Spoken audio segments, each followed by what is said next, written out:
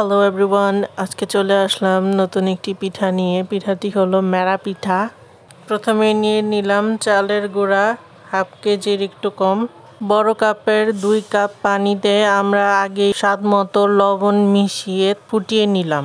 তারপরে আমরা চালের গুঁড়ি দিয়ে ভালোভাবে নেড়ে চেড়ে নিলাম।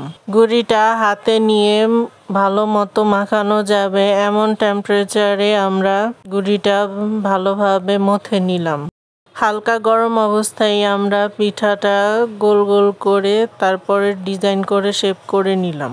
আমরা ঠান্ডা হওয়ার জন্য কোনো অপেক্ষা করিনি, আমরা হালকা গরম থাকা অবস্থাতেই এটা করেছি, কারণ ঠান্ডা হয়ে গেলে পিঠাটার শেপ দেওয়া যাবে না এবং গুঁড়ি শক্ত হয়ে যাবে, ফেটে যাওয়ার সম্ভাবনা থাকে।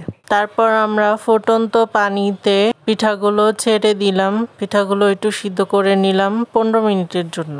আপনারা চাইলে এটা স্টিমও করতে পারেন, কিন্তু আমরা সিদ্ধ করেছি যাতে তাড়াতাড়ি হয়। 15 মিনিট পর আমরা পিঠাটা নামিয়ে নিলাম। আপনারা চাইলে যে কোনো ঝাল ভর্তা বা ঝাল গরুর মাংস, মুরগির মাংস দিয়েও এটা ট্রাই করতে পারেন বাসায়।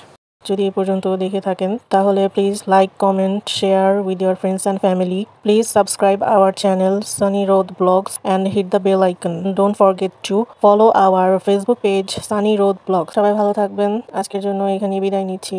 Tata, by.